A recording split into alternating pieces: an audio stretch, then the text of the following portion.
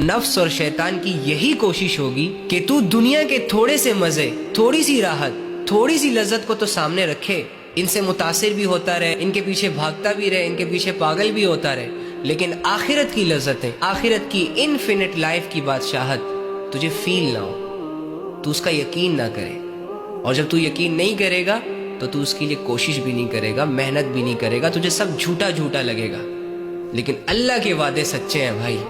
अल्लाह ने जब कहा है ना कि ये करोगे तो ये होगा, वैसा ही होगा। जब अल्लाह कह रहा है फमन यअमल मिस्काल ज़र्रतिन खैरन यरा, तो ऐसा ही होगा कि अगर तू छोटी सी भी नेकी करेगा ना तो मैं उसका बदला तुझे जरूर दूंगा। तेरी किसी भी नेकी को जाया नहीं किया जाएगा। तुझे एतबार आना चाहिए था इस बात पर। जब अल्लाह कह रहे कि जब तुम तौबा करोगे तो मैं तुम्हारी तौबा कबूल करूंगा, तो फिर तुम्हें तौबा कर लेनी चाहिए थी।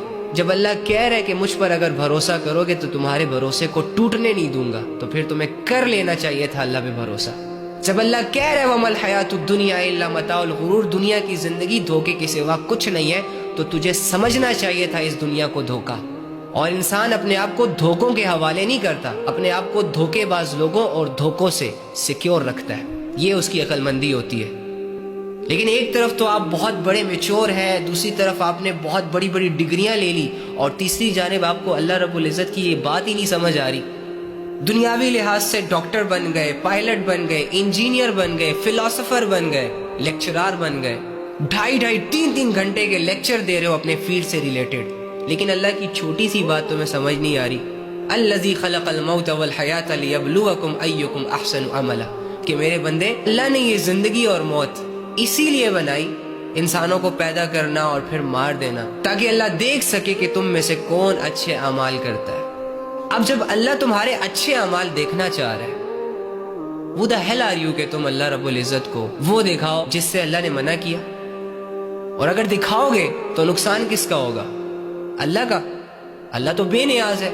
सारी दुनिया की सारी मखलूक अगर अल्लाह की इबादत करने लग जाए उसे कोई फर्क नहीं पड़ेगा, और सारी दुनिया की सारी मखलूक अगर अल्लाह की नाफरमान हो जाए, उसकी ज़ात में, उसकी इज्जत में कोई कमी नहीं आएगी। तुम्हारे अमाल तुम्हें डैमेज करेंगे, तुम्हारी नेकियां तुम्हें सक्सेसफुल करेंगी। तो अगर अपने आप से इतना ही प्यार है आप लोगों को, अगर अपना कंफर्ट जोन इतना ही अजीज है आपको, तो अल्लाह के बंदो, अल्लाह के वादे का यकीन करो ना, फिर दिखाओ ना वो अमाल अल्लाह को जो वो देखना चाह रहा है। पढ़ो नमाज़ें, कदम बढ़ाओ ना इल्म के रास्तों की तरफ, उठाओ ना इस कुरान को, पढ़ो ना, समझो ना।